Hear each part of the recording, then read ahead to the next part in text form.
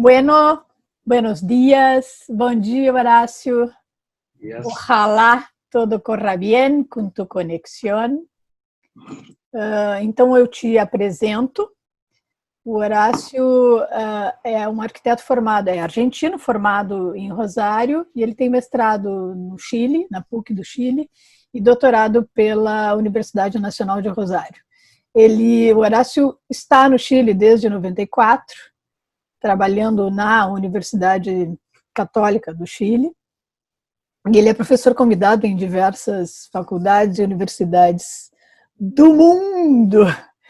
E o Horácio foi diretor do programa de pós-graduação em pesquisa da Católica do Chile, e é onde ele é professor titular, atua na pós-graduação, enfim, é o coordenador, o presidente do Docomomo do Chile, e é pesquisador do CONICIT, que seria um equivalente ao nosso CNPq aqui do Brasil. Além de tudo isso, talvez a titulação mais importante do Horácio, que ele é um grande amigo nosso, um visitante frequente do Propar, quando isso é possível, e um amigo que a gente normalmente encontra nos eventos do Docomomo, em eventos vários pelo mundo. Então, Horácio, bom dia, muito obrigada, antes de mais nada, por ter aceitado o convite agora, o meu convite, para esse encontro mais acadêmico, digamos. Então, tu tens a palavra. Já te liberei aqui o compartilhamento de tela. Então, quando tú quiser. Bueno, muchas gracias al Propar, como siempre un visitante frecuente, no tanto como me gustaría, claramente. Y bueno, agradecerles la oportunidad de presentar un trabajo que presenté solo una vez, que tiene algunas variaciones menores y que hice por encargo. Ruth Verde me encargó hacer este trabajo para el Docomomo de Sao Paulo, una cosa que me gustó mucho, me divirtió mucho. Aparecen en este librito pequeño que Ruth se encargó de coordinar en ese momento, y es la segunda vez que voy a mostrar esto. Creo que vale la pena porque para hacer el trabajo coleccioné un montón de material documental que probablemente les pueda interesar a ustedes. Toma el nombre de un artículo sobre el cual se va a develar un poquito más en el final del argumento, y se llama O Sonho e a Realidade, Arquitecturas Modernas do Brasil entre a Unidade Estilística e a Dispersão Urbana.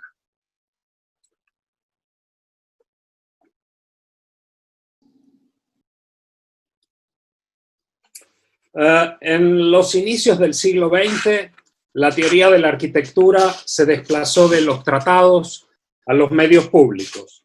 El mundo aparecía estabilizado, estabilizado en los tratados se volvió convulso, y la dimensión de permanencia que ofrecían se volvió innecesaria. Voy a marcarla ahora sí.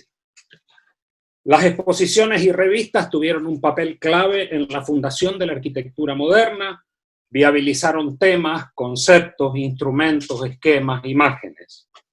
En una disciplina en que el proyecto y la obra construida asumen el valor demostrativo de los problemas que abordan, así como de la validez de las soluciones, el registro amplio de casos resulta fundamental. Las revistas y las exposiciones pasaron así a dominar como dispositivos de producción teórica, superando el rol central en la difusión que la cultura le había asignado en principio.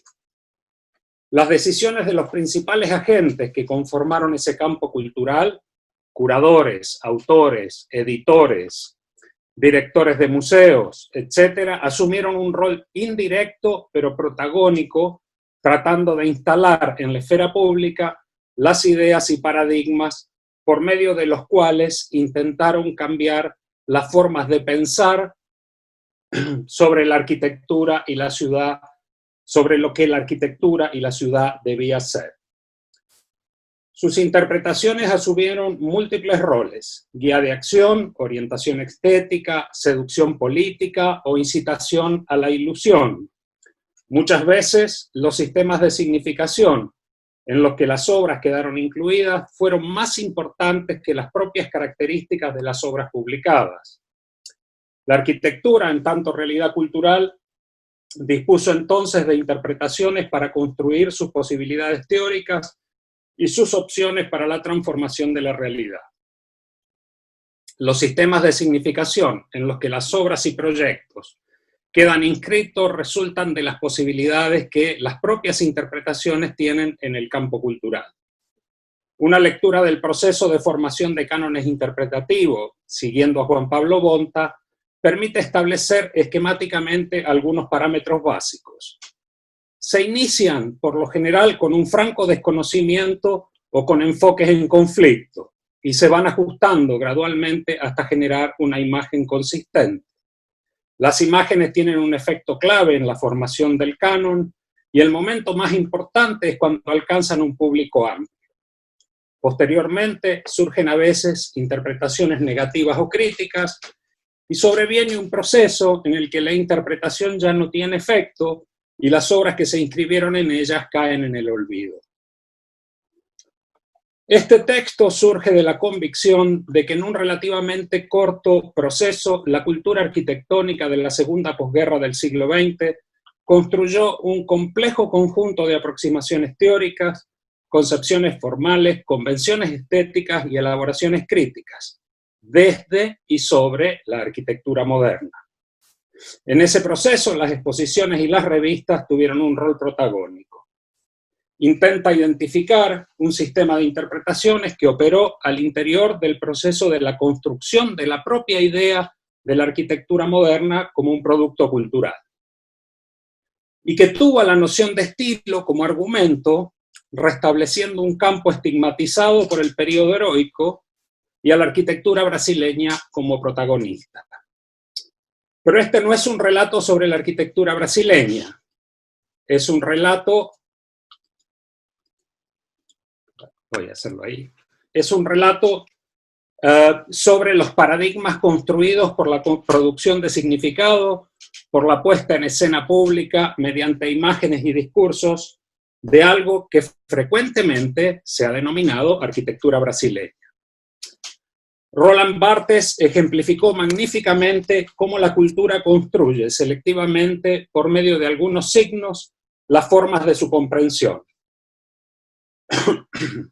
Decía: puedo, sin pretender en absoluto representar o analizar la menor realidad, he aquí los gestos mayores del discurso occidental, tomar una parte del mundo, un allá, un cierto número de rasgos, palabra gráfica y lingüística, y con esos rasgos formar deliberadamente un sistema. Lo hacía en el Imperio de los Signos, su sistema se llamaba Japón, se componía por el teatro kabuki, el kimono, el sushi, etc. O sea, las ideas que para la cultura occidental representan Japón, no necesariamente para Japón. Parafraseando a Barthes, a este sistema que voy a presentar lo llamaré Brasil.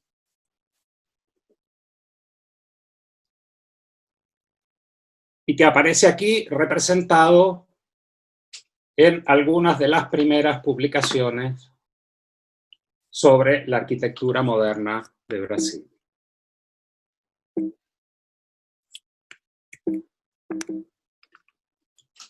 Ahí.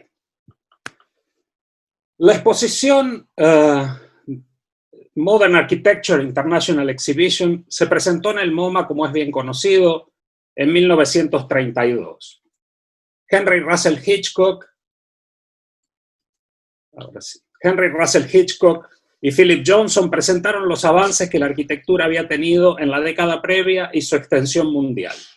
Teóricamente postularon el reconocimiento de tres principios: el principio del volumen, que evidenciaba los planos constituidos de la forma con materiales de recubrimiento de superficie; el de la regularidad, que representaba la concepción estructural y la ausencia del ornamento como una nueva forma de producción. La exposición fue clave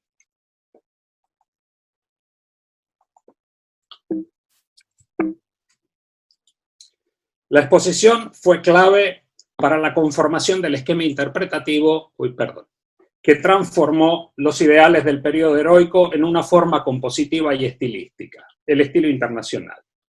El establecimiento más definitivo de un canon historiográfico que asociara la noción de estilo a la arquitectura moderna parece haber surgido un poco más tarde, cuando los principales argumentos modernos quedaron inscritos en la tradición académica. ¿Qué es la arquitectura moderna? What is modern architecture?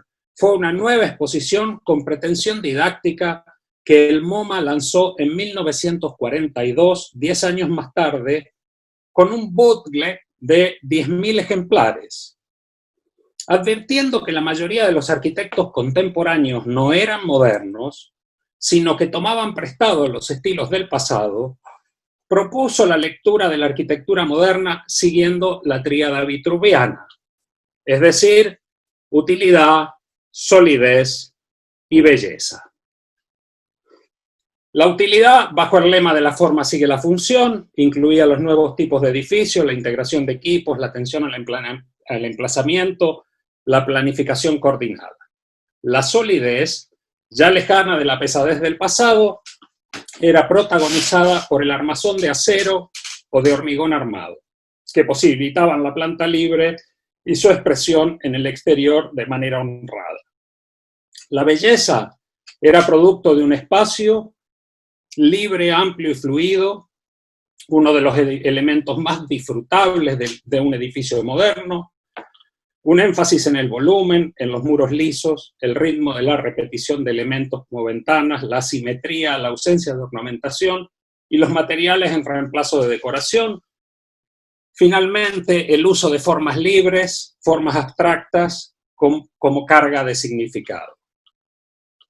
La exposición expandió nuevamente y mucho más allá la interpretación de la arquitectura moderna como un estilo.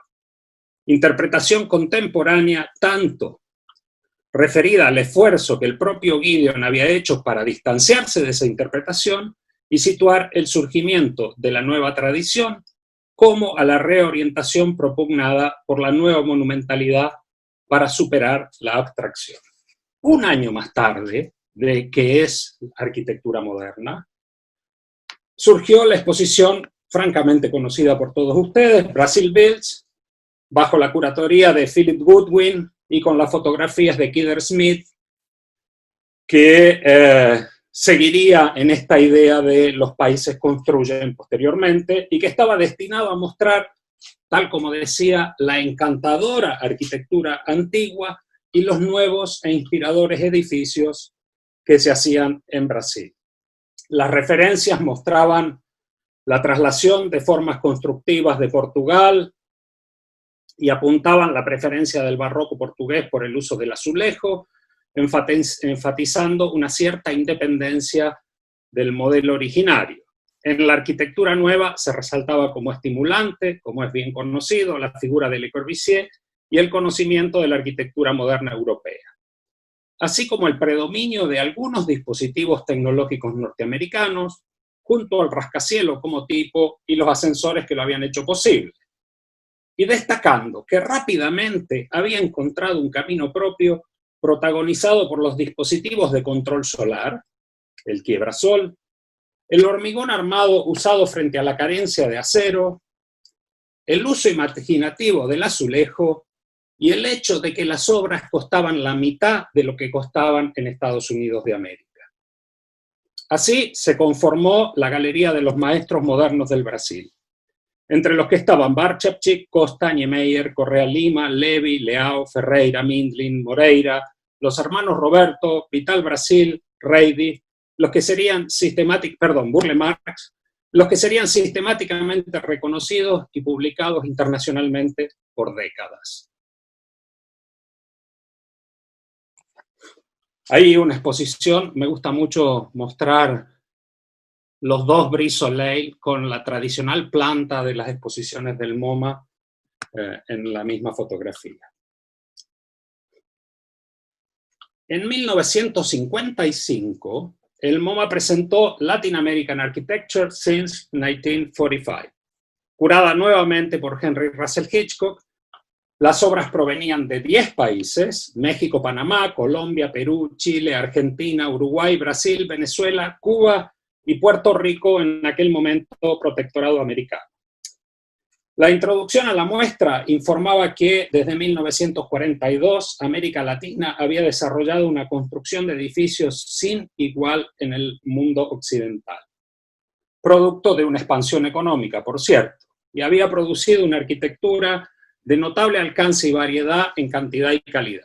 Si bien la gran escala de los conjuntos de vivienda mexicanos y venezolanos parecía dominar la escena, la exposición privilegió claramente a Brasil y extendió parte de su influjo interpretativo a toda América Latina. Sintomáticamente, esto es la importancia asignada dentro de la exposición a cada país, hecho con un dibujo un poco surrealista. Sintomáticamente, las características apuntadas por Goodwin se extendieron a toda la región. La trascendencia del hormigón armado, la atención a la variación climática y el uso de dispositivos de control solar, una relación con tradiciones culturales en el uso del color y el azulejo, al que se agregaría también posteriormente la existencia de una tipología bastante poco reconocida en aquel momento en Estados Unidos, que eran los edificios de departamento asociados urbanamente. La sucesión de exposiciones dio pie a la conformación de un paradigma interpretativo que no atendía solo al caso particular de Brasil, sino que se expandió a América Latina y se extendería ampliamente a la arquitectura moderna.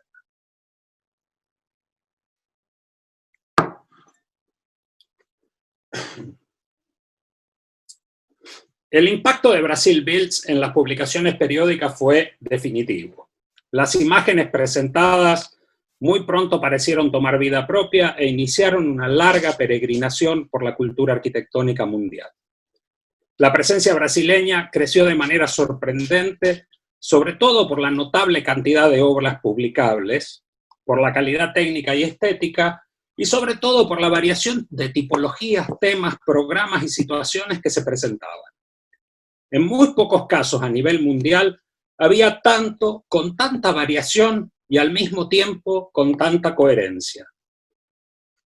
La publicación alcanzó un ritmo casi frenético. En poco tiempo las obras brasileñas se multiplicaron por cientos en las páginas de las publicaciones periódicas de todo el mundo. Estados Unidos, Gran Bretaña, Italia, Francia, Suiza, Japón o Sudáfrica. La lista incluye The Architectural Records, Arts and Architecture, The Architectural Review, Progressive Architecture, The Architectural Forum, la Arquitectura d'aujourd'hui, etc. La lista de obras publicadas sería interminable. Architectural Record publicó en enero de 1943, este número que estamos viendo, en la editorial donde decía que los brillantes contrastes dan carácter a la vida brasileña y a la arquitectura brasileña. Luz solar y sombra, ancho mar y colinas escarpadas, perezosas siestas y actividad progresiva. Y que, cito, la arquitectura moderna en Brasil es vigorosa, estimulante, vital, reflejando el carácter del país y de su pueblo, un país donde el contraste realza los valores de lo nuevo y lo viejo. Por supuesto, destacaba el Brie Soleil permanente o móvil frente al clima, el uso de estructuras de hormigón armado frente a la gruesa mampostería tradicional, así como el fomento de la arquitectura moderna por parte del Estado y la aceptación definitiva de los conceptos de la nueva arquitectura para significar los espacios de la vida. Similar aproximación, voy a pasar aquí para que vean algunas de las obras que estaban incorporadas. He quitado en función del tiempo muchas de las imágenes. Pueden ustedes reconocer al casino, al edificio AVI, una escena en Recife, siempre puestas en la idea del contrapunto, a veces renovado tal como había sido presentado en Brasil Builds. Aquí el edificio Ester, como otro de las tipologías que llamaban frecuentemente la atención. Similar aproximación se publicaba en Arts and Architecture, resaltando que aun cuando todavía triunfaban el clásico federal en Washington, el clásico nazi en Múnich, el neoimperial en Moscú, Brasil había tenido el coraje de romper con la esclavitud rutinaria del pensamiento gubernamental y había liberado el espíritu creativo del diseño. Las capitales del mundo que necesitaran reconstruirse después de la guerra podrían mirar a ningún modelo más fino que a los modernos edificios de la capital brasileña. Aquí algunos de Progressive Architecture, no me voy a referir a ellos en función del tiempo, es solo retengan algunas de las formas de presentación, porque van a volver a aparecer. No es solo la Escuela Carioca lo que aparece en amplia variación, en Forum, en una clasificación incluso temática, recreación, salud, escuelas, edificios, oficinas, grandes conjuntos como el de Várzea do Carmo, etc. En la arquitectura de hoy y su homónimo, la arquitectura d'aujourd'hui, aquí estoy presentando solo uno, de nuevo siempre la idea de la comparación con el barroco colonial y el desarrollo posterior, el azulejo como protagonista,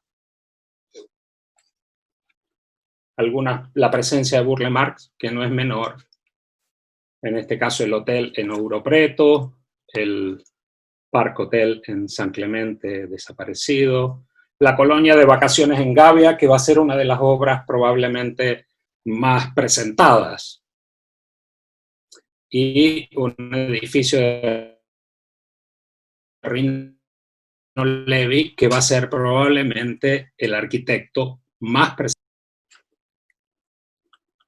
En Domus, una referencia a Brasil, nuevamente el esquema, la referencia al barroco y a la arquitectura moderna como una clave dialéctica de entendimiento, y el inicio de la frecuente presencia de Reidy, que va a ser probablemente quien escapa de todos los marcos interpretativos establecidos hasta ese momento. Esto en Domus. En 1952, la Arquitecture d'aujourd'hui publicó un segundo número monográfico, destacando que en 5 años eran tantas las obras nuevas, en solo 5 años, eran tantas las obras nuevas que habían tenido que hacer una selección muy profunda y se habían visto obligados a duplicar el número de páginas que habitualmente presentaba la revista. Esta es una de las razones no menores, la enorme cantidad de obras que pueden ser publicadas es también una de las razones de la presencia de obras de calidad, por cierto, es una de las razones de la fuerte presencia del Brasil en las publicaciones. La muestra de obras era exhaustiva, los textos incluían ahora textos de autoría de Milton Roberto, Vinícius de Moraes, Siegfried Giedion y Lucio Costa, obviamente. Giedion sostenía que la principal contribución brasileña al movimiento contemporáneo residía en 3 elementos: la generosidad del diseño y la construcción, entiéndase desde mi parte, creo, la estructura de hormigón armado, el hecho de aportar soluciones simples a problemas complejos, sin excluir la organización necesaria, pero sin dejarse dominar por ella, y la más importante contribución a la arquitectura contemporánea: el sentido que permite animar grandes superficies por estructuras vivas y multiformes. Aquí se agrega algo, esta idea de la estructura formalmente abstracta, libre de condiciones, o aparentemente libre de condiciones de la geometría estructural. Ahí, para que vean que hay variación nuevamente Rino Levi, o la primera vez que aparece Vilanova. La obra frecuentemente publicada también, la obra en sanidad pública, los esquemas de Rino Levi que se repiten en axonométrico, etc. Y tal vez la obra más publicada en un cierto periodo, el conjunto de Pedregullo de Osvaldo Rey. Bien, la orientación interpretativa se repitió más o menos sistemáticamente. Fue principalmente por estos medios que la cultura arquitectónica mundial reformuló a la par las tradiciones estilísticas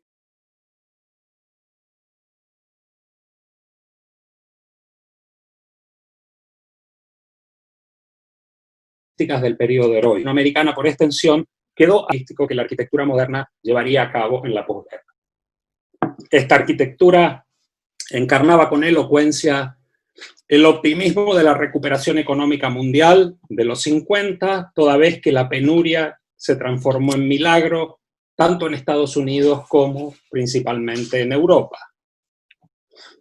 Las formas frescas, livianas, libres y juguetonas encarnaban con facilidad la retórica del desarrollo. Brasil ofrecía a la arquitectura moderna una imagen consistente de sus posibilidades de triunfo, algo que no se había logrado en Europa ni en los Estados Unidos hasta ese momento. Ofrecía algo más que un conjunto de obras experimentales. Lo que mostraba era una unicidad interpretativa y una coherencia plástica ineluctable. Otras recepciones.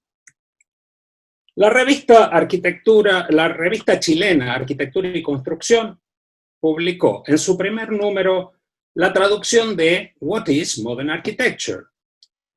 La Casa Frontini de Rudowski, que hemos visto ya pasar en varias de las revistas anteriores, iniciaba la página plena la serie de ilustraciones que compartía con la Casa Nobel de Richard Neutra, en construcción, la Casa Tugendhat de Mies van der Rohe, etc.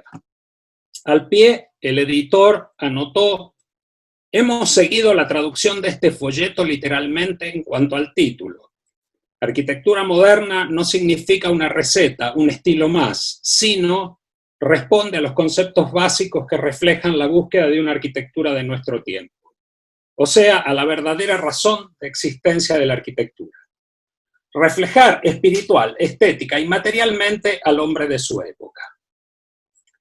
La orientación interpretativa de la arquitectura brasileña tendría en las publicaciones iberoamericanas un tratamiento diferente, por lo que se veía muy próximo.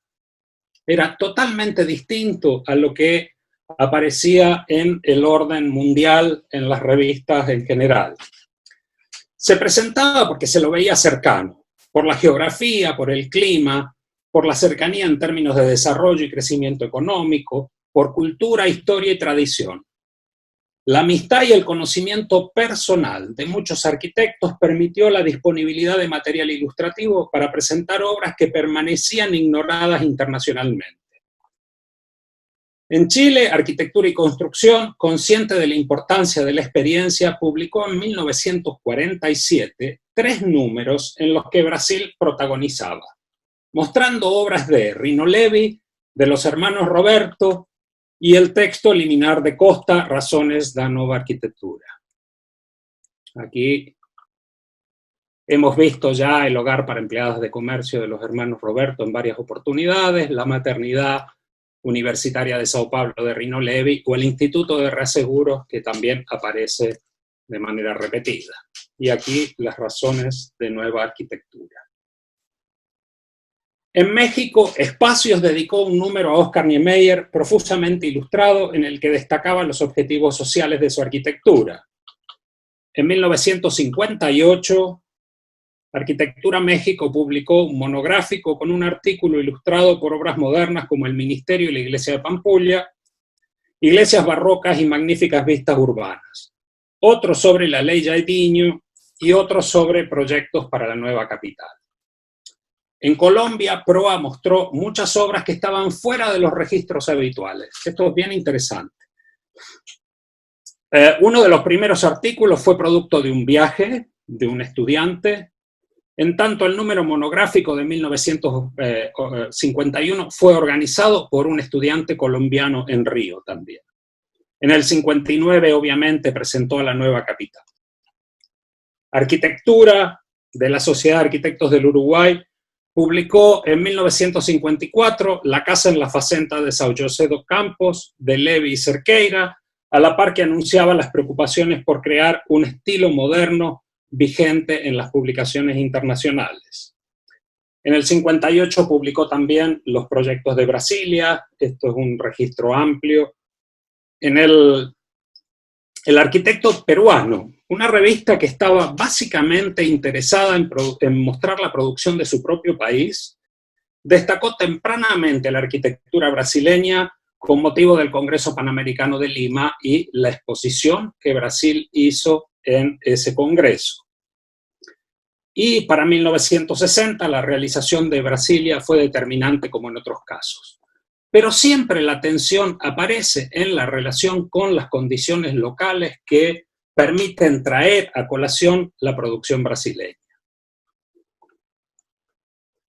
En Argentina, nuestra arquitectura publicó una serie de obras conocidas, entre otras edificios de Rino Levi nuevamente, o el Museo de Reidi, pero también una serie de relatos de viajes, e incluso artículos de nuevo cuño de autores locales, incluso un monográfico sobre Brasilia realizado por estudiantes. Aquí parte de esos relatos parciales sobre la arquitectura brasileña.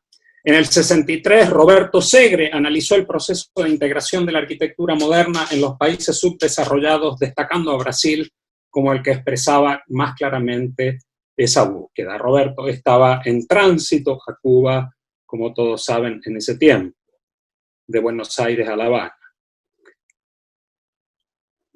La revista de arquitectura publicó también un monográfico con motivo del viaje de los arquitectos argentinos al cuarto Congreso Brasileño de Arquitectura, con los relatos de los viajeros y la reproducción de conferencias que ya eran bastante conocidas, las de Gropius y Maxwell de 1954.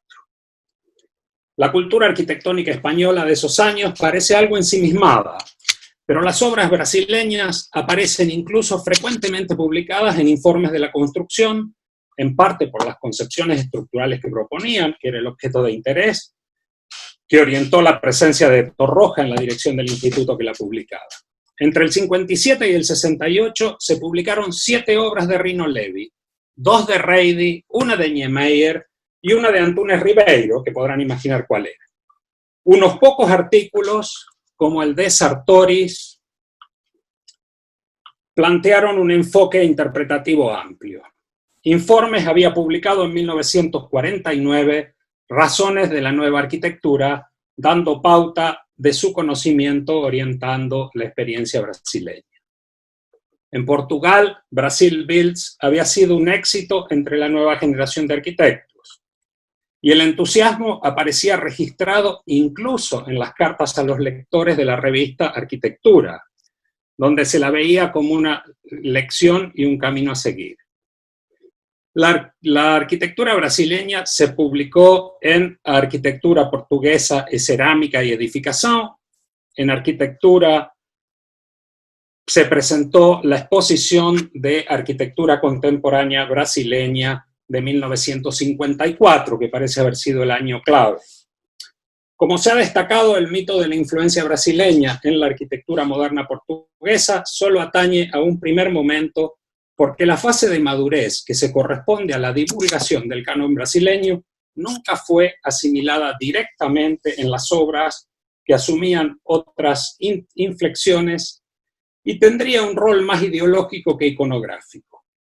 Las obras publicadas fueron relativamente pocas, pero se publicaron textos claves de Rino Levi y Lúcio Costa, La arquitectura es un arte y una ciencia de Levi, o El arquitecto en la sociedad contemporánea de Lúcio Costa. Binario mostró interés por las visiones diferentes en un artículo de Luis Borovio, profesor de arquitectura en Bogotá en aquel momento, y un monográfico sobre Brasilia con los artículos de Carlos Santero Ferreira, Aníbal Vieira, aquí, y José Huertas Lobo, de donde esta presentación toma su título, O Sonho e a Realidade. Tal como se mostró para Chile, la lectura de la experiencia brasileña se hacía eco de la repercusión internacional, pero las interpretaciones se hacían todas de acuerdo a los patrones de la arquitectura, de la cultura arquitectónica local. El interés iberoamericano marca la diferencia con las publicaciones mundiales. El arquitecto más publicado fue sin duda Rino Levi, probablemente por el interés en la condición funcional de su arquitectura, que estaba lejos de representar la libertad de las curvas o de algún academicismo moderno. Para Iberoamérica en general, la arquitectura de Brasil representaba una experiencia cercana, que ponía un sentido de futuro que podía ser asumido también por las culturas arquitectónicas cercanas en idiosincrasia y en nivel de desarrollo. Su impacto estaba más allá del canon interpretativo o estilístico consolidado a nivel mundial para convertirse en una condición de futuro culturalmente posible. Estilo nacional, originalidad, expresión de clase. ¡Qué arquitectura sorprendente! Cito. Y ya que después del cubismo nada puede desconcertarnos en arte, digamos claro y alto, qué deslumbramiento para quienes gustan de las formas nuevas, pues aquí la originalidad hace caer en sus lazos a la belleza. Eso decía Pierre Guéguen sobre la iglesia de Pampulha, glorificando la tarea conjunta de Oscar Niemeyer y Portinari. Destacaba cómo la obra se alejaba de ese triunfo de la línea recta, de ese paralelismo de casillero, de esa rectitud del fichero gigantesco, expresión de un cartesianismo monumental. Saliendo asimismo de la escuela de Le Corbusier, concibe ese triunfo de la línea curva que es una afirmación de su propia originalidad. La línea curva representó la tensión propuesta entre el pasado y la nueva arquitectura, más específicamente entre el pasado barroco. Y el aleijadinho resultó la figura porque representaba la capacidad individual para otorgar particularidad a un canon estilístico. Internacionalmente, el paralelo se afirmó por la labor de los editores. En 1952, The Architectural Review publicó el artículo de Buri, Estilo aleijadinho and the Churches of the 18th Century Brazil, suponiendo que muchos lectores tenían curiosidad por conocer más sobre las iglesias cuyas fotos había publicado Kidder Smith en el número especial de Brasil de 1944. Y resaltando específicamente de curvilinear planning como la característica particular del estilo barroco brasileño. Buri contrastaba, ahí la lectura de las plantas está en relación con lo que decía, Buri contrastaba la producción brasileña con la más severa y dramática de los dominios españoles en América. Y afirmaba que no obstante que las nuevas formas del barroco y las concepciones decorativas del rococó habían sido introducidas desde Europa, había emergido un estilo minero inicial para consagrarse luego en su máxima expresión, el estilo aleijadinho. Su interpretación llegaba a insinuar que aun cuando la independencia política había fracasado en la Inconfidencia de 1789, había triunfado en arquitectura. Fracasado políticamente, habría triunfado estilísticamente. Los artículos afirmaron paulatinamente la idea de la existencia de un correlato entre el estilo original configurado en el pasado y la nueva arquitectura. Ahí la presentación de una colección de textos sobre esto en Argentina. Había ya una tradición de curiosidad inaugurada por Ángel Guido en la década del 20 acerca del barroco brasileño y particularmente la figura de Lisboa en ese campo. Summerson, aquel del lenguaje clásico en arquitectura, también lo reprodujo. Decía en una recensión, en un book review, parece que Le Corbusier ha conquistado Brasil. Revisaba el catálogo del MoMA, por cierto, y afirmaba que los arquitectos de las antiguas iglesias de Brasil se atrevieron a todo. Enroscaron sus frontones en arabescos tortuosos, camuflaron sus puertas bajo composiciones arquitectónicas precariamente detenidas. Gran parte de ellas está magníficamente hecha y alcanza ese tono peligroso y emocionante que es la esencia no solo de este tipo de barroco, sino también, en otros términos, del tipo corbusiano de funcionalismo. El paralelo era directo. Para Sartoris, el artículo publicado en Informes de la Construcción, Brasil había creado su propio estilo, un estilo absolutamente nacional, bajo la dirección de arquitectos excepcionales, y su movimiento era esencial en la evolución de la arquitectura racional en América Latina. Teniendo, cito, el aspecto prometedor de toda una civilización. Las revistas replicaron el análisis frente a las fascinaciones que las fotografías tanto de las iglesias barrocas como de los edificios modernos. Paulatinamente instalaron la existencia de un estilo moderno brasileño e, incapaces de notar la diferencia entre obras, modalidades de trabajo, situaciones, consolidaron el canon interpretativo. Tan solo una interpretación logró escapar de ese canon. Fue la que propuso Giulio Carlo Argan en marzo de 1954.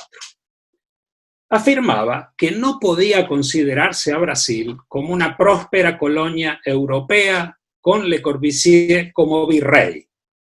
En tanto, la arquitectura corbusiana recurría a una polis ideal, una ciudad ideal, a una utópica sociedad del futuro, la arquitectura brasileña aparecía, por el contrario, como, cito, la positiva y complaciente expresión de una sociedad satisfecha de la prosperidad de sus negocios y consciente de la necesidad de adecuar el propio modo de vida a una condición de bienestar económico. Consideraba que el caso era uno más de aquellas peregrinaciones que las formas habían tenido históricamente, que en su origen eran especulaciones estilísticas y que trasladadas de un ámbito a otro habían dado lugar al desarrollo de una vasta arquitectura civil o a una reforma de las costumbres de positivos intereses sociales. Pero lo importante era que los arquitectos brasileños habían tomado la arquitectura moderna como guía para, cito, el desarrollo de un gran e indudablemente coherente programa edilicio nacional. Notablemente ponía en el debate el tamaño del fenómeno de la arquitectura brasileña, considerando que era una producción con caracteres prevalentemente cuantitativos, con la búsqueda de la máxima calidad compatible con la extensión del programa. Después de demostrar que la arquitectura brasileña era todavía la expresión de una sociedad capitalista y que en el interior de esa sociedad representaba una instancia progresista contra las tensiones conservadoras, entendía que debía superar su capacidad de ser expresión de una sola clase. El crecimiento poblacional en las grandes ciudades era el indicio claro que debía orientar el sentido de la acción, y el próximo paso debía ser entonces la conciencia de una conquista de una conciencia urbanística, la extensión de la arquitectura a la ciudad, y aunque fuera necesario sacrificar algunas de las fórmulas exitosas, la arquitectura brasileña sin duda lo podría conseguir, porque era una concreta caracterización histórica, afirmaba, no solo una innovación formal, sino que contenía una profunda y auténtica originalidad.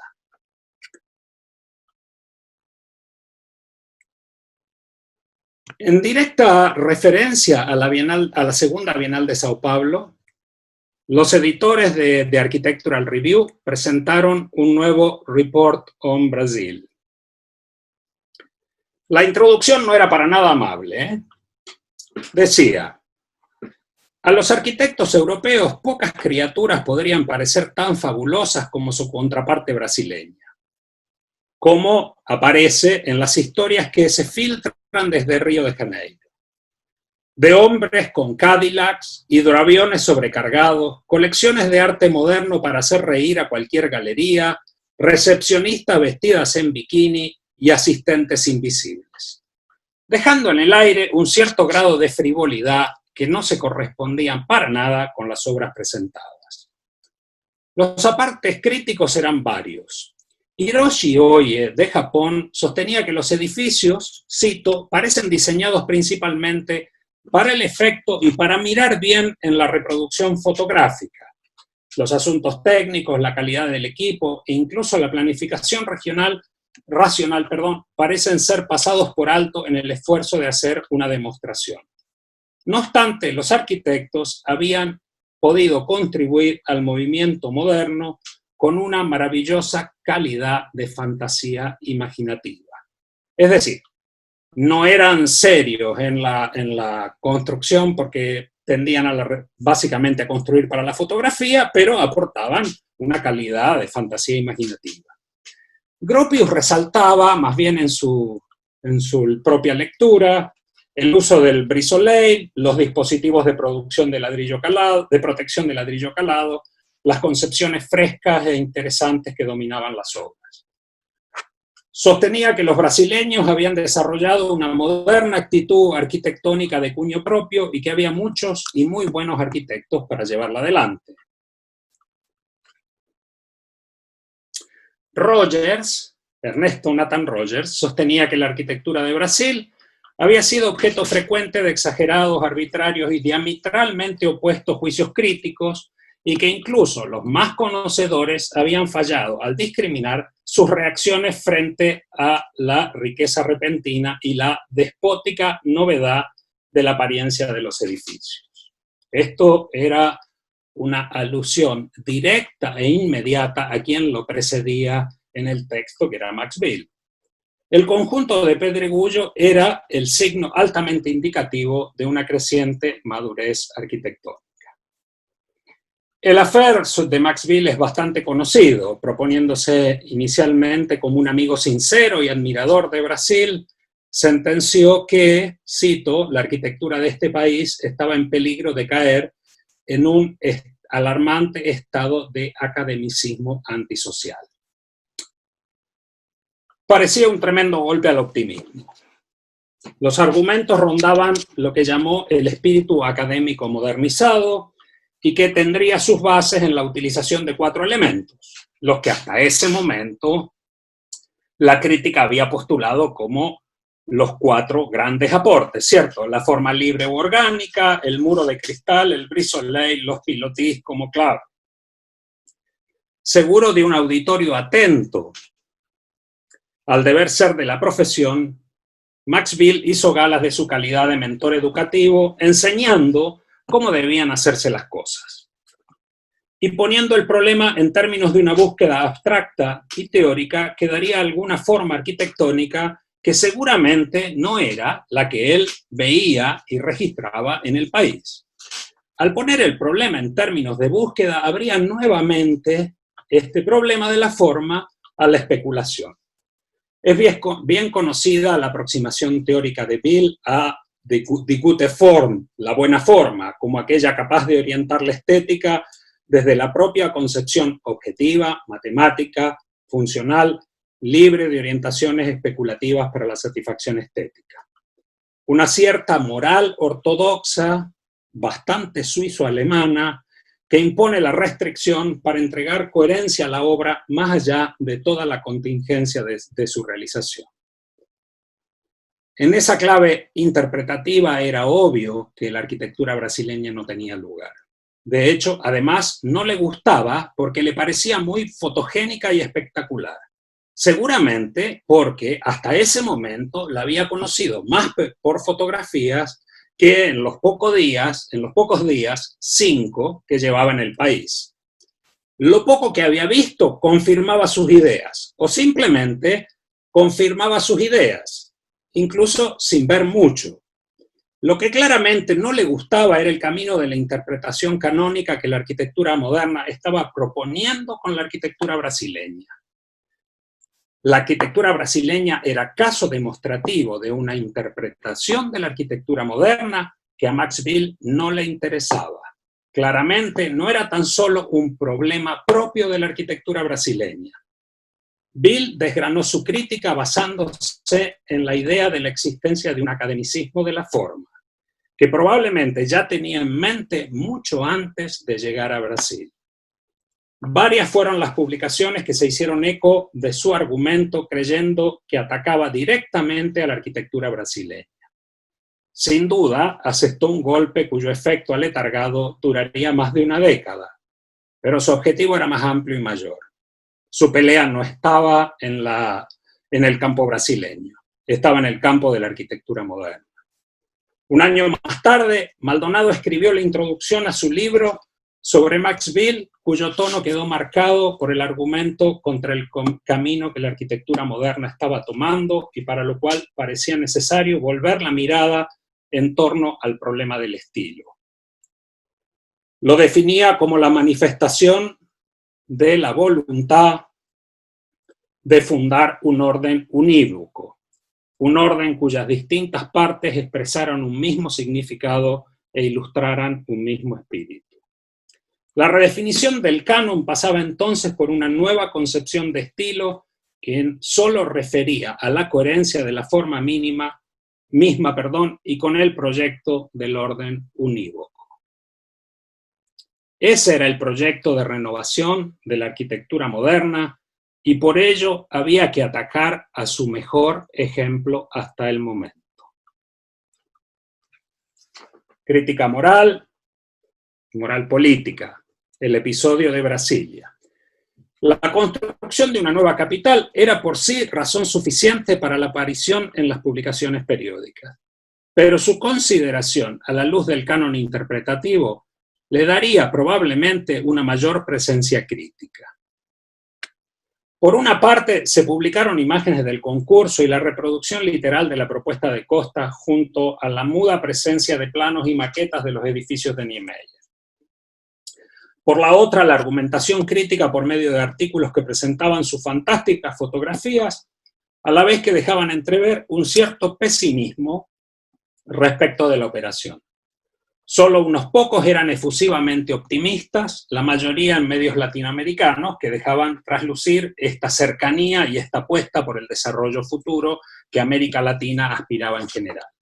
Muchas fueron las críticas iniciales y muchas perduraron por más de 20 años.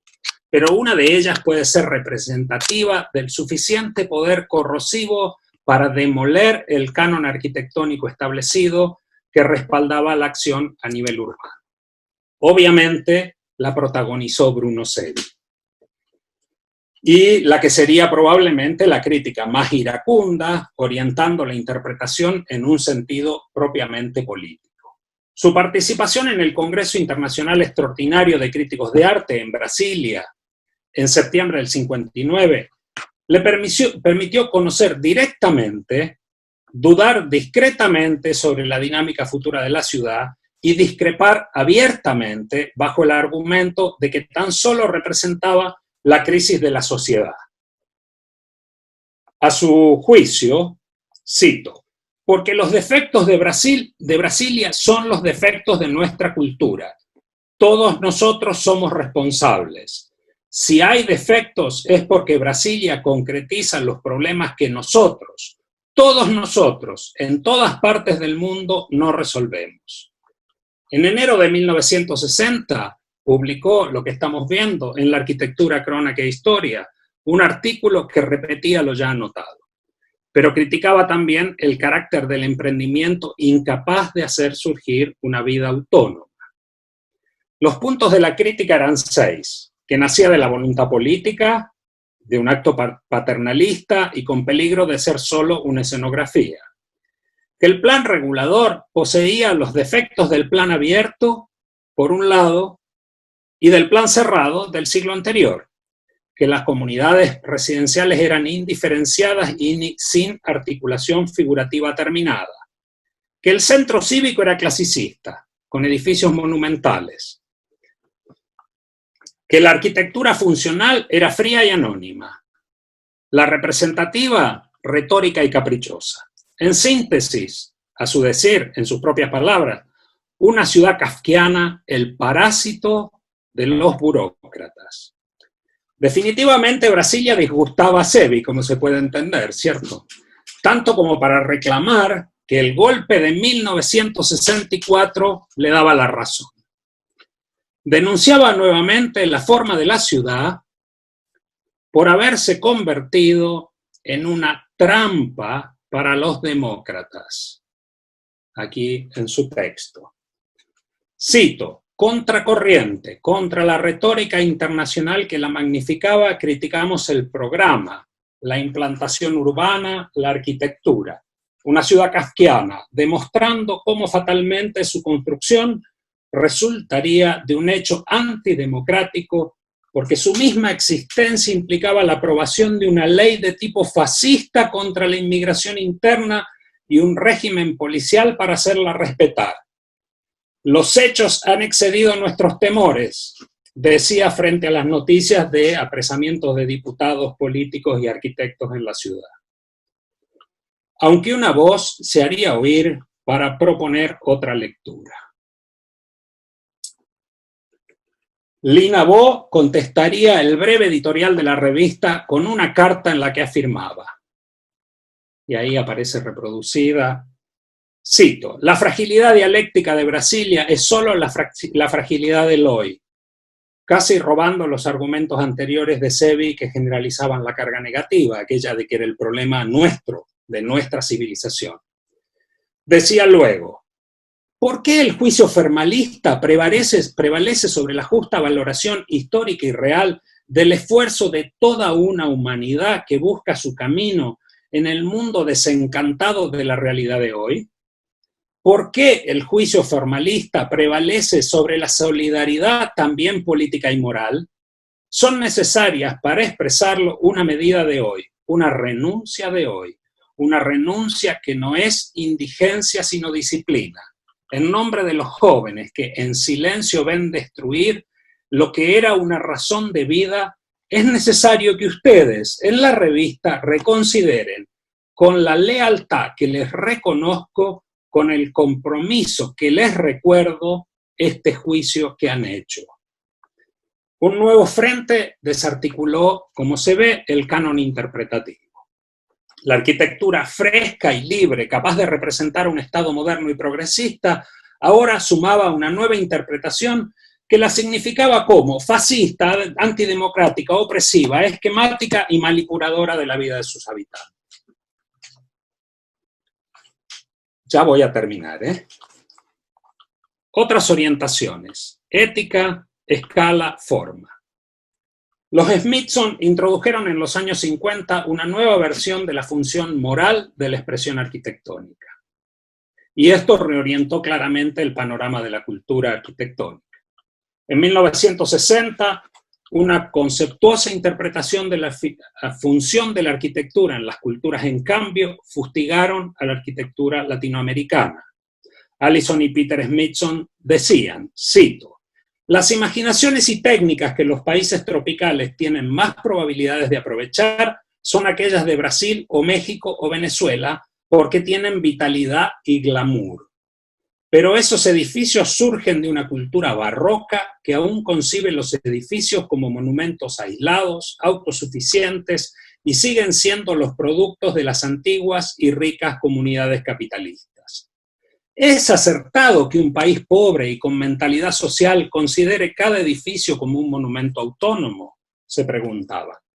Proponían una nueva visión política en un sentido amplio. Cito nuevamente: la forma de la cultura solo puede ser construida sobre decisiones individuales en la búsqueda de un ideal común, por vago que pueda parecer este ideal en el presente, sentenciando que no es bueno mirar al clima y al ambiente físico para dar forma al edificio. Y con ello daban vuelta completamente el sistema de significación que había generado el canon interpretativo de la arquitectura brasileña. Su debate con Rainer Banham respecto del nuevo brutalismo era solo una batalla más en la transformación del canon interpretativo vigente. Desde la publicación del texto liminar en 1955, la lucha no tuvo tregua. Frente a la argumentación en torno a una coherencia estilística, reaccionaron situando el plano del debate en la actitud ética necesaria para enfrentar el mundo de la cultura desde la arquitectura. Más allá del ácido y profundo debate que se dio en el ambiente inglés hacia fines de los 50, Banham persistió en la idea de establecer un nuevo canon estilístico. Gideon, en la presentación de este número de Zodiac, advertía que una especie de arquitectura playboy está hoy en boga. Una arquitectura tratada como los playboys tratan la vida, saltando de una sensación a otra y aburrida rápidamente con todo. Lo decía en referencia a la actitud de varios diseñadores que habían adoptado los aspectos de moda del estilo internacional, en Nueva York, Caracas y en Brasilia. Lo hacía en un artículo que reflexionaba sobre la dimensión del término estilo para significar la forma de vida de los nuevos tiempos y situaba una cierta imposibilidad de la arquitectura moderna, ya que, cito, un sentimiento de descontento e insatisfacción con la situación urbana recorre todo el planeta. Un sentimiento de descontento e insatisfacción con la situación urbana recorre todo el planeta. El problema del estilo pasaba a ser una plena frivolidad frente a una situación urbana denominada ya por las favelas, las barriadas, las villas miserias como principales protagonistas, o frente a una situación cultural dominada por la tensión activada en América Latina con posterioridad a la Revolución Cubana. En ese marco, cito, el desafío autoimpuesto del Brasil, la construcción de una nueva capital en una remota meseta, también puede interpretarse como el signo de la impotencia para resolver los problemas locales, la falta de cuadros y de una sociedad preparada y que se refugia en una utopía. Eso sostenía Alfieri al presentar el número de Zodiac, en la que se analizaba Brasilia ya como ciudad viva. Zodiac había publicado 3 años antes el Rapporto Brasile, en el que presentaba la galería de los maestros, ¿cierto? Mauricio y Marcelo Roberto, Fluidez y Libertad. Roberto Burle Marx, pintor de jardines. Rino Levi, ahí, técnica y racionalidad. Afonso Reidi, el desafío de los límites. Vilanova Artigas, búsqueda brutalista.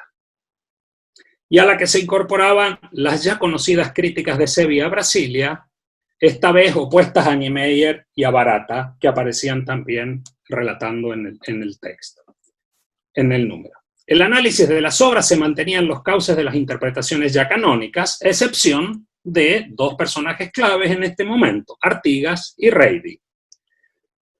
La introducción de la figura nueva para el panorama internacional de Vilanova Artigas lo situaba cercano a los Smithson, aunque dialécticamente inexplicable su pasado wrightiano, destacaba sus convicciones políticas y sociales que afirmaban en la arquitectura primero la defensa de la individualidad y luego la de la colectividad mediante las formas brutas y antigraciosas. ¿Sí? El canon era gracioso, sutil, liviano, lo nuevo era antigracioso, brutal, pesado, alejándose de la arquitectura conformista y burguesa. El análisis de las obras de Reidi manifestaba la claridad conceptual, la ajustada relación entre la dimensión técnica y la estética, la libertad para construir el gran tamaño en el desafío del conocimiento de los límites. Bien.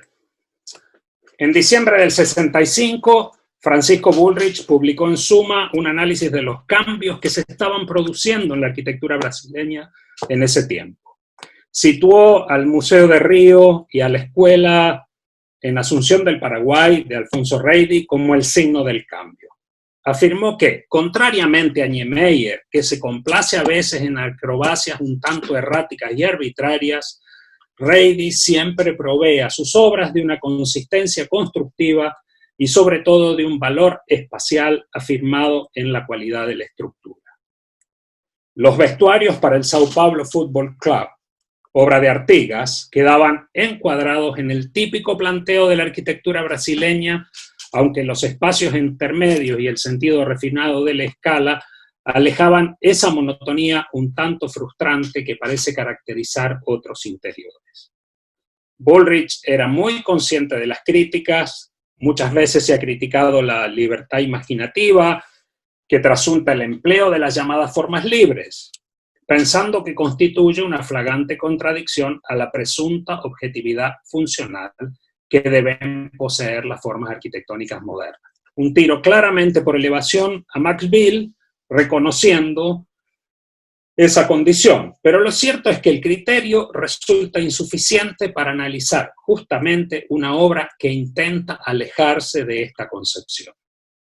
Nuevas interpretaciones entonces de una arquitectura que se alejaba del canon establecido.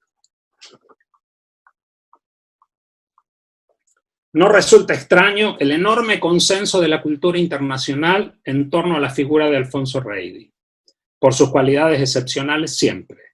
Probablemente el impacto de Pedregullo lo situaba en una actitud atenta a los problemas éticos de la arquitectura, de la disciplina. Max Bill lo había honrado dejándolo fuera de su crítica por razones similares que se afirmaban en una lógica inherente a la forma. Reidi supo introducir tanto la articulación espacial en relación a la estructura como el hormigón como materia constituyente presente en su condición de apariencia. Pero también una aproximación escalar a la vez cercana al habitante y acorde al tamaño de la ciudad que adquiría contemporáneamente. Un tamaño y una escala capaces de enfrentar en su gesto estructural la dimensión de la dispersión urbana y cultural.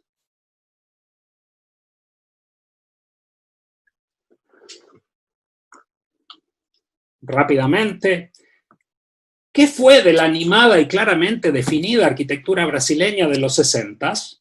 ¿Ha muerto acaso el sueño blanco arquitectónico?, se preguntaba Cousin al reseñar los actos pasados en un nuevo número monográfico sobre Brasil en la arquitectura d'aujourd'hui, esta vez mucho más tarde, 1987. La arquitectura brasileña es un mito. La arquitectura brasileira moderna è un mito. La arquitectura brasileira dos años 60 è un misterio. Ha venido sosteniendo Ruth Verde desde hace ya casi 2 décadas. Notablemente, con posterioridad a la frenética publicación sobre Brasilia, la presencia en las revistas parece detenerse. No hay elogio y tampoco hay crítica. Las razones pueden estar tanto en un cierto tedio producto de la repetición del mismo paradigma interpretativo por más de 2 décadas, en una detención de la dinámica interpretativa por ausencia de novedades, por reiteración de paradigmas formales, o tan solo la nula importancia de la búsqueda de un estilo que represente los tiempos. Un problema que ya en la década del 60, a fines, no tiene sentido. De igual manera, por el cambio en las preocupaciones sociales que dejaron descentrada esta arquitectura de playboys que proponía un mundo optimista y alegre. Tal vez porque además esos años fueron internamente tiempo de silencio obligado y porque para la escena internacional los protagonistas dejaron de ser los arquitectos de verde para pasar a ser los arquitectos de blanco para pasar a ser los generales de verde. En la devaluación del canon interpretativo estaba presente un cambio que venía gestándose desde el inicio de la experiencia. Tal vez uno de los puntos más claros anotados por Goodwin en aquel tiempo en Brasil Builds es que se dice que se construyen 4 casas y media cada 1 hora en Sao Paulo en 1941. Bajo tales condiciones, las regulaciones de construcción se vuelven elásticas y a largo plazo se sacrifica a la presión de los altos alquileres. En 1953, Habitat reconocía la contribución que las compañías inmobiliarias habían hecho a la ciudad, principalmente por el arrojo y dinamismo de los hombres de negocios, gracias a los cuales se resolvían dos problemas. Cito, dotar al paulista de un hogar propio y aportar a que la fisonomía urbana se modificase completamente, con un número asombroso de edificios construidos en los últimos 20 años. Nadia Somek o Gagliotti demostraron claramente cómo el proceso de verticalización configuró una ciudad dispersa. Desde 1957 se limitó la ocupación de terrenos, lo que provocó la dispersión, a la vez que se limitaba el tipo de población que podía vivir en departamentos. El milagro de la verticalización de Sao Paulo y de muchas otras ciudades del país fueron clave en el negocio inmobiliario. El fenómeno de la arquitectura brasileña estaba asignado por la presión inmobiliaria. Desde muy temprano, la crítica cultural y la práctica profesional habían reconocido el crecimiento explosivo de la ciudad. Los esfuerzos por una arquitectura de calidad pronto perdieron la batalla frente a la dispersión provocada por la extensión, la altura y la dinámica de una nueva urbanidad. La revista portuguesa Binario publicó, en el contexto de un número dedicado a Brasilia, el artículo O sonho é a realidade, en urbanística, de Huertas Lobo. No parece en sí mismo un artículo muy trascendente, pero resulta revelador. La idea central es que matizan las posibilidades de intervención tradicionales, las ampliaciones de ciudades históricas y las construidas a nuevo. En la ampliación de las ciudades del pasado, los resultados podrían no ser felices por la falta de comprensión del carácter urbano o por la inadecuada asimilación del espíritu estético de la obra encuadrada.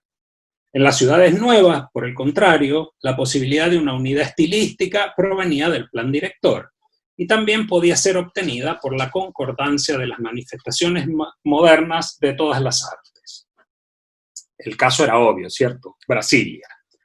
La aparente oposición de estas dos acciones revelaba el tema clave detrás de las interpretaciones canónicas, de las críticas morales y probablemente del silencio. El de la búsqueda de la unidad estilística, inicialmente proclamada y festejada, consecutivamente criticada y posteriormente olvidada. La arquitectura moderna aspiraba a esa unidad de estilo, signo de los nuevos tiempos, tanto en la obra adecuada a la ciudad como en la ciudad toda.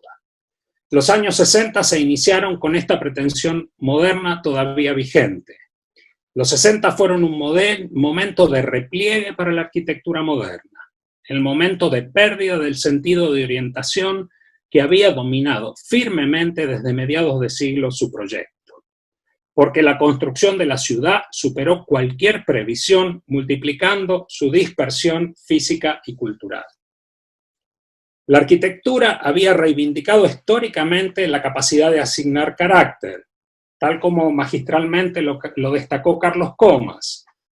A arte tornar sensíveis pelas formas materiais, as cualidades intelectuais e as formas morais que poden ser expresas por medio da arquitectura, ou tornar coñecidas a natureza, propiedade e uso e propósito de un edificio por medio da armonía ou conveniencia de sus partes constitutivas, citando obviamente una definición tradicional del carácter.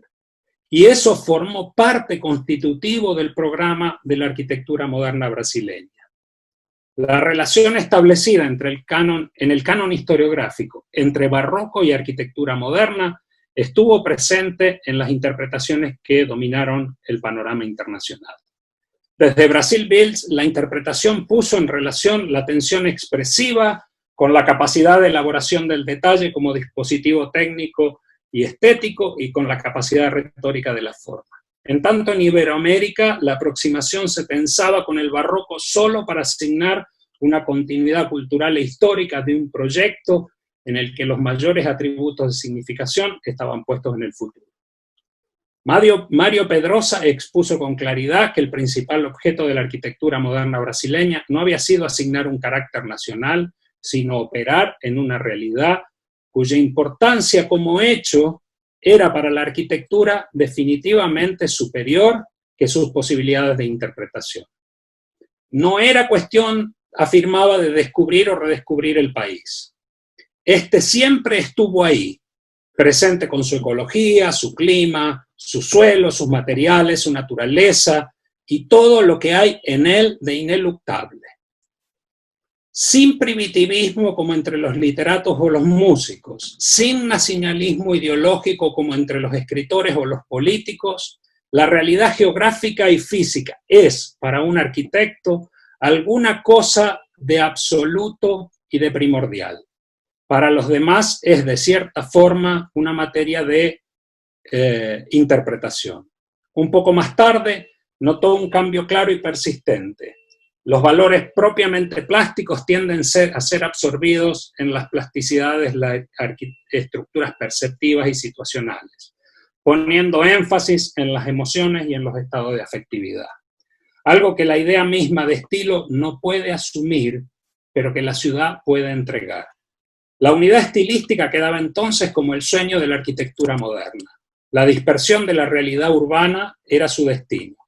El recorrido del canon interpretativo de la arquitectura brasileña resulta interesante porque en él queda palmariamente claro un problema mayor que no atañe a las particulares brasileñas, ya que el sistema Brasil fue tan solo un caso ejemplar de un problema universal, el ocaso de la búsqueda de la unidad estilística que pretendió caracterizar a la arquitectura moderna. Gracias.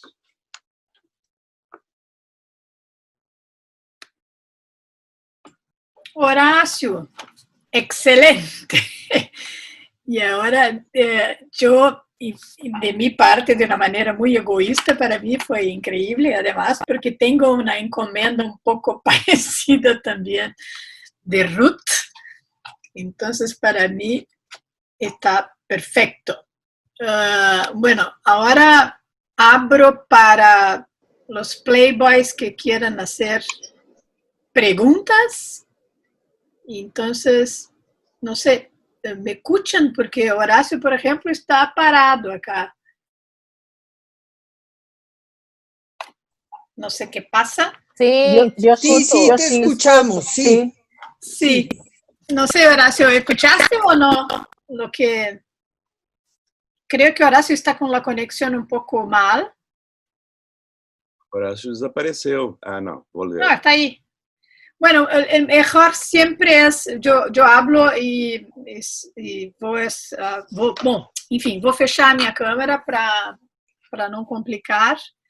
Então, eu pergunto se alguém quer dizer alguma coisa, fazer um comentário. Como? Eu quero. Tá. Horácio, meus parabéns. Excelente. Eu queria um comentário teu a respeito de algo que sempre me pareceu paradoxal, né? Que haja um elogio ao Heide e uma censura ao Oscar exatamente pelas mesmas formas. Como é que isso funciona? Tienen tiempos diferentes y creo que el cambio del paradigma interpretativo es muy claro. Reidy aparece inicialmente destacado, fundamentalmente por Pedregullo, sistemáticamente como obra, pero no aparece comentado. Aparece comentado cuando la crítica se establece sobre todo el sistema estilístico y, por lo tanto, Reidy toma un valor diferencial respecto a todas las otras formas de la arquitectura brasileña. Sim, mas isso é miopia total, é absolutamente míope, porque se a gente vai olhar o Pedregulho como um todo, as formas Playboy estão ali no ginásio, estão ali na lavanderia, etc, etc. Então, há um caso de miopia seletiva que, entende, não resiste, entende, a nenhum critério sério de análise. O sea, el canon resiste el criterio de análisis solo del canon. Las formas en que se construye el análisis es muy diverso. No, he tratado de citar a algunos personajes que todos consideramos de un fuerte respeto. El cambio de opinión de Gideon de un tiempo a otro es radical. O sea, lo que escribe en Zodiac es completamente distinto a lo que ha venido sosteniendo al menos en los 3 Siam que pretende que el problema de la síntesis de las artes se incorpore como argumento. Y sin embargo, la arquitectura Playboy le aparece como una crítica en los 60. Creo que es una intención de él de adecuarse a una crítica que, insisto, no es, desde mi punto de vista, no es un problema per se de la arquitectura del Brasil, sino es un problema de la arquitectura moderna, que ha caído en un debate respecto de la imposibilidad que tiene la idea de unidad y coherencia de forma respecto del problema que la ciudad le propone a partir de la década del 60. Gracias. Bem, a Ana Malvenda pediu palavra. Ana. Sí, ¿me oís bien, no? Sí. Sí, esto era un poco por ahondar en la pregunta de Comas, ¿no? Cuando decía que le parecía extraño, ¿no?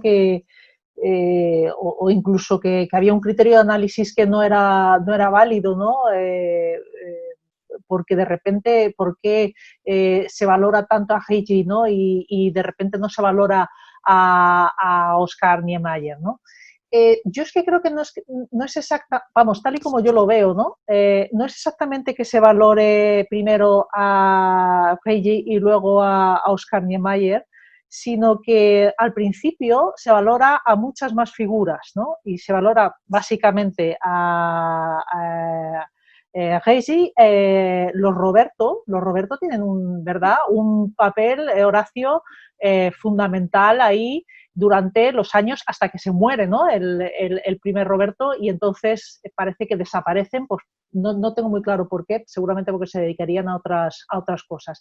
La cuestión es que yo lo que creo es que al principio ese protagonismo está diluido entre varios personajes y que luego, curiosamente, la mayoría de esos personajes, como es Afonso Eduardo Heiji o como son los hermanos Roberto, pues se mueren, desaparecen, y entonces de repente Oscar acapara, ¿no? ese protagonismo, que ya tenía un poco de protagonismo, pero digamos que igual que los otros, pero de repente se le queda el campo abierto, ¿no? La cuestión es que, claro, lo que siempre yo me pregunto es, ¿no?, qué hubiera pasado si los otros no hubieran desaparecido. Pues a lo mejor habían seguido compartiendo protagonismo, a lo mejor no, y Niemeyer, pues por su arquitectura, también por su personalidad, porque era un tipo que se llevaba a la gente a su terreno, ¿no? Pues a lo mejor se había hecho con ese protagonismo, pero al principio el protagonismo estaba bastante más diluido, yo creo que porque había más personajes ahí trabajando, ¿no? No sé lo que opina Horacio, yo creo que ahí hay una cosa como de que de repente desaparece gente, ¿no? Y luego también quería hacer un mínimo comentario sobre la desaparición, ¿no?, de Brasil de los medios. Estoy, vamos, absolutamente de acuerdo con lo que ha dicho Horacio, al que por cierto felicito. Para mí, desde luego, escuchar a alguien hablando de difusión de la arquitectura en los medios siempre es un regalo, ¿no?, porque aprendo muchísimo. Y bueno, pues estoy de acuerdo en lo que has dicho, ¿no?, en que, claro, pues al final son muchas, ¿no?, las razones que hacen que en un momento dado desaparezca, ¿no?, esa arquitectura que ha tenido tanto auge de los medios. Y efectivamente esa última frase, ¿no?, que decías de lo de que al final es como que hay un ocaso, ¿no?, en esa búsqueda de ese estilo, ¿no?, de esa unidad estilística, y que ocurre no solamente con la arquitectura de Brasil, sino con todas, ¿no? Pero aprovechando que también está Luis Noel aquí escuchando, ¿no?, esta presentación, esta conferencia, yo siempre digo una cosa, ¿no? Y es que comparando casos latinoamericanos, ¿no? Que son un poco los que son más fácilmente comparables en este momento, pues claro, hay dos nodos importantes de difusión en Latinoamérica, hacia Europa y hacia Norteamérica, que son Brasil y Estados Unidos. Brasil con una mayor fuerza, ¿no? Excepto en el caso de España, que mira más a México, pero al final, digamos que, bueno, Brasil tiene un punto de auge que llega hasta Brasil y de repente cae, y México, cuando lo ves, tiene un punto de auge que llega hasta las Olimpiadas y luego cae, ¿no? Entonces yo creo que sí que hay eso que también ha dicho Horacio, ¿no? Hay una parte de agotamiento, ¿no? Porque en el caso de Brasil también se suma una parte política y demás, pero al final es muy significativo, ¿no? Que esos dos grandes nodos de emisión latinoamericanos tengan esas crecidas paralelas y de repente, después de esos grandes acontecimientos, pues bajen, ¿no? O sea que yo creo que sí, que al final hay un poco de hastío, ¿no? Casi de cansancio de esa cantidad de información que se ha ido emitiendo. Y nada más, simplemente quería comentar estas cosas y meus parabéns para Horacio. Obrigado. A ver, hay unas cosas muy claras. Primero que o sea, yo traté metodológicamente de no hacer una especie de compresión histórica, ¿cierto? En donde lo que vino después ve lo que pasó antes. El único número de arquitectura brasileña publicado posterior a los 70 es un número monográfico de Oscar Niemeyer. Es decir, la figura de Oscar Niemeyer toma internacionalmente una presencia autónoma del fenómeno de la arquitectura brasileña. Esto es un punto. Segundo, los hermanos Roberto no desaparecen por ellos, por cierto, creo que Reidi tampoco, porque en América Latina la presencia es mayor. Diría, el personaje clave aquí es Rino Levi, que siendo el personaje definitivamente más publicado, incluso que Oscar Niemeyer en América Latina, es el personaje menos historiográficamente consolidado.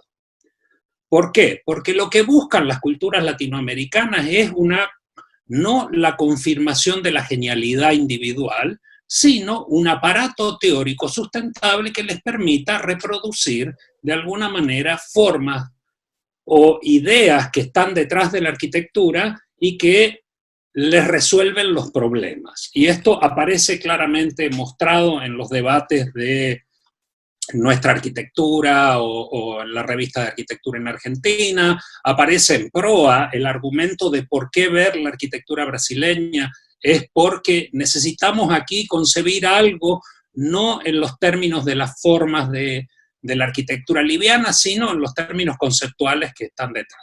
Y esto lo he mostrado en el artículo aquel ya bastante viejo de la recepción diferente para el caso chileno, en donde en 3 números de arquitectura brasileña dedicados por una revista que llega a los 20 y tantos números, en ninguno de los 3 aparece Oscar Niemeyer. O sea, la figura de Oscar Niemeyer es un problema que está concebido en términos individuales, en cambio los otros muestran posibilidades efectivas de incorporar criterios a la cultura arquitectónica y por eso operan ahí. Por cierto que uno no tiende a considerar muy frecuentemente el nivel de consolidación que tiene la cultura arquitectónica latinoamericana en sí misma. O sea, los congresos panamericanos, aún en algún sentido retardatarios respecto de la arquitectura moderna, hasta el de Lima, existen previamente y los arquitectos latinoamericanos se conocen perfectamente. O sea, Ricardo González Cortés, un arquitecto relativamente desconocido en Chile, es conocido en toda América Latina por su acción gremial en los congresos panamericanos, en la Federación Panamericana de Arquitectos, etcétera, etcétera, etcétera. O sea, hay una consolidación. Digo siempre, la idea de que el aula magna de Caracas se inaugura con la presencia de Rino Levi, por ejemplo, en el Congreso, se vuelve a inaugurar, por cierto, se inaugura para la conferencia panamericana, pero se vuelve a inaugurar para el Congreso Panamericano de Arquitectos, que se hace en el aula magna, ahí hay un cambio radical. O sea, existe esta consolidación de la idea de que hay una arquitectura que nos alimenta en términos conceptuales y no solo en términos formales, que para el caso latinoamericano sí aparece.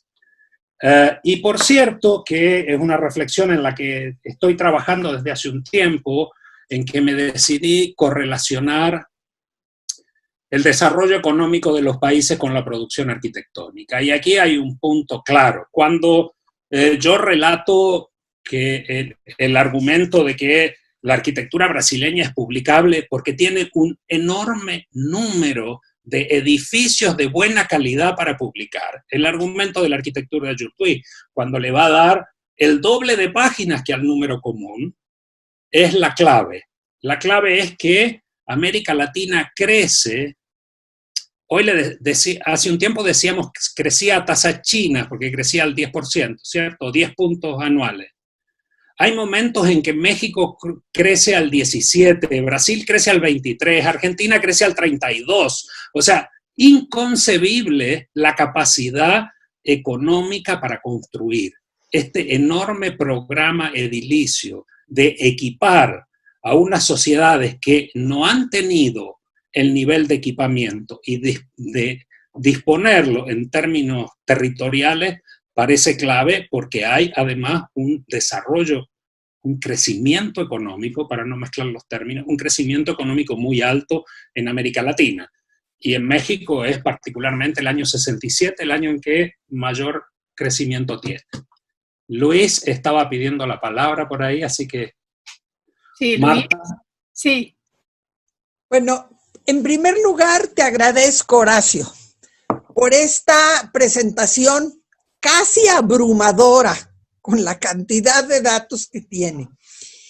Y yo quería hacer un comentario que tal vez sea ingenuo, pero es un poco la lectura que me quedó ante esta tal cantidad de datos.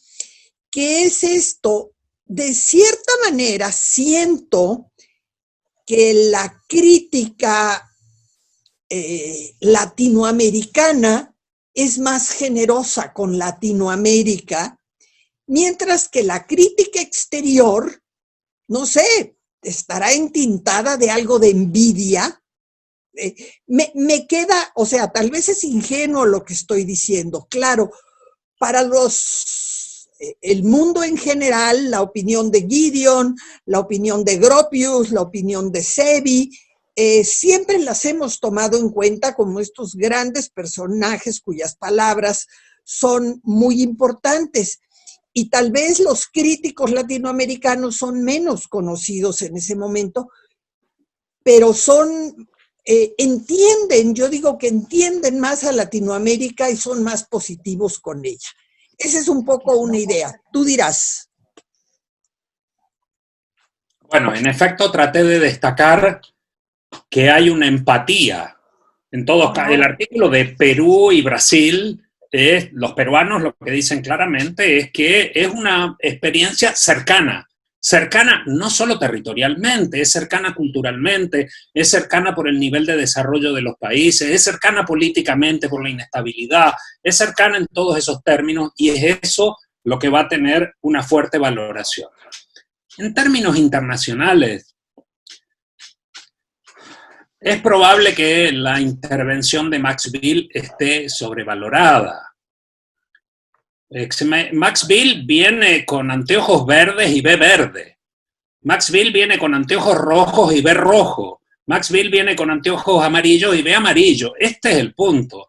No es solo, él tiene un proyecto, el proyecto de la buena forma, y en el proyecto de la buena forma no entra algo que pueda radicalizarse en el sentido en que la arquitectura moderna brasileña lo está haciendo. Sí, en su propio programa. Tiene el otro punto que me parece radicalmente diferente, que es un punto de cambio que está a mediados de los 50 y que puede leerse en el texto aquel de la arquitectura frente a las, como dice, a las demandas sociales de los Smithson. Por cierto que Inglaterra todavía no despega para esa fecha, ¿cierto? En términos económicos. Y esto no es menor. Y llega un personaje como Russell Hitchcock y da una conferencia en la Academia de Artes en donde todo el elogio para la arquitectura moderna está basado en América Latina. Russell Hitchcock no está en la inauguración de la exposición del MoMA porque ha viajado a Londres, porque la exposición se retrasa, etc. Viaja a Londres y hace esta presentación en la Academia de Artes en Londres, que tiene un enorme eco en Inglaterra y que posiciona en el año 55 a muchísimos críticos de la revista Architectural Design y Architectural Review, que por lo tanto pasan a ver la experiencia latinoamericana de una manera como que se está tomando la experiencia de la arquitectura moderna. Y en la visión de los Smithson, que va a rotar claramente a unos objetivos antropológicos y sociales, la consideración estilística de la arquitectura no es importante. Y este es uno de los puntos que va a llevar en otra dirección. No particularmente por si nos quieren o no nos quieren, simplemente porque su proyecto respecto de la arquitectura moderna en cada uno de esos lugares está tomando un sentido diferente. No es ya una revisión propia sobre lo que Brasil, la arquitectura moderna brasileña, sería como el punto más alto de ese canon formal establecido en la arquitectura moderna.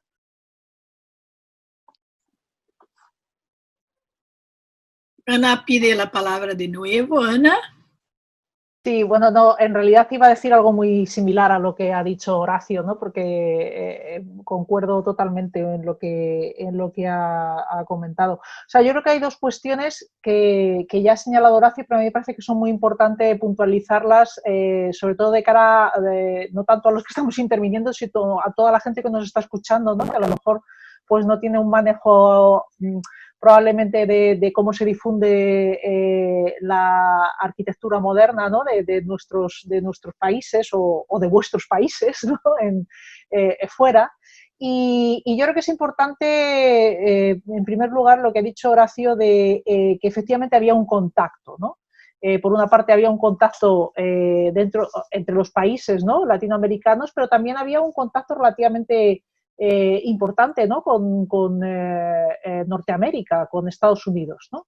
Un contacto mucho mayor que el que había con Europa. Entonces yo creo que eso es importante que lo tengamos en mente, entre otras cosas porque Estados Unidos tenía unos intereses en Latinoamérica, ¿no? importantes, y de esa forma pues también está propugnando, ¿no? esas relaciones. Pero que lo que creo que es que a mí me parece que es relativamente claro, ¿no? O sea, digamos, esa visión negativa de la arquitectura moderna, bueno, negativa hasta cierto punto, ¿no? Que también se defienden muchas cosas, pero esa visión negativa a la que se refería Luis, que efectivamente lo hay en algunos de los artículos y por algunos de los autores, en general no viene de Norteamérica, sino de Europa. Y ahí engancho con lo que estaba diciendo Horacio. Efectivamente, yo creo que el problema no es que haya una visión negativa de esa arquitectura o que no guste, es que no les encaja, o sea, se sale de los cánones, ¿no? que ellos habían marcado y entonces no les encaja con esa idea que ellos querían construir, ¿no? de arquitectura moderna, que en el fondo lo que estaban buscando era hacer un estilo internacional, digamos, canónico. Y claro, pues efectivamente la arquitectura brasileña no entraba, no encajaba perfectamente en esos cánones. Entonces yo creo que hay una diferencia entre cómo se recibe por autores europeos o por esos primeros historiadores o críticos, ¿no? que defendieron y que auparon lo que era la arquitectura moderna o el estilo internacional, y cómo se mira desde Estados Unidos. Yo creo que ahí, no sé si estaréis de acuerdo conmigo, pero yo creo que ahí hay una pequeña diferencia. Y por eso se pueden entender a veces esos comentarios negativos, ¿no? Porque como decía Horacio, pues es que voy mirando en verde y si no veo verde, pues es que no, de repente dices, pues no entiendo esto, ¿no? Entonces creo que no es una cuestión tanto de que no les gustase como de que de repente se salía de sus esquemas, ¿no?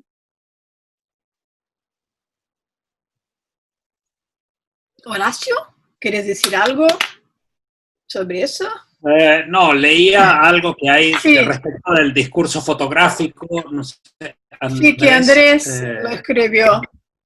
Me parece clarísimo eso, pero aquí a lo mejor hace falta una reflexión un poquito metodológica, que cuando uno resume todo este material, yo en realidad el texto sigue creciendo cada vez más, no es que se achique, y ha incorporado ya todo lo que es Suiza, incorporó Sudáfrica poco a poco. Hay algo que no sé de la recepción, no sabemos, muchas veces uno cree que porque está publicado en una revista ha tenido un enorme impacto, que metodológicamente uno no puede saber si la revista fue leída por alguien. ¿Se entiende? Este es un punto. Nosotros sabemos lo que está ahí y por lo tanto trabajamos sobre las intenciones del que escribe y el que publica, no necesariamente sobre el público. Siempre digo, puede que haya salido un número fantástico de una revista de arquitectura y puede que nadie más que el editor lo haya visto en su grado último, ¿cierto? Con lo cual, no sabemos si es que tiene eso un hartazgo en el público o no. Lo que sabemos es que hay un debate encerrado entre quienes editan y quienes publican. Sí. Ok. Bien, ¿alguien más quiere decir algo? ¿Preguntar a Horacio? Y respecto de Brasilia, Ruth apuntaba, es totalmente cierto porque es muy probable que las fotos posicionen en algo que también Luis dejó entrever, en una cierta incomodidad respecto de que alguna región del planeta sea capaz de construir tanto y la visión de maqueta de la fotografía posicione negativamente a algunas de las personas. En el caso de Sebi es clarísimo. Lo que le dice Lina es que él hace un análisis formal de la ciudad.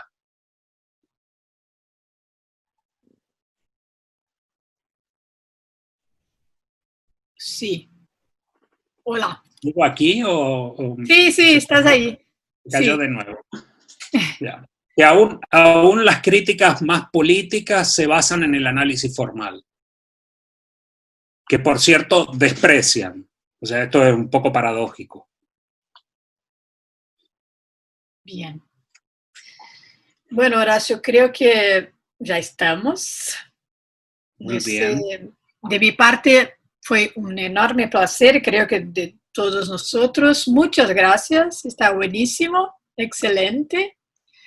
Y entonces, un super beijo hasta el sábado. A ustedes. Sim, beijos. Em nome do Propar, agradeço muito. Um beijão. Tchau, queridos. Até. Tchau. Muchas gracias. Saludos Tchau, a todos. muito obrigada, Horácio. Estava ótimo. Ó. Gracias. Horácio.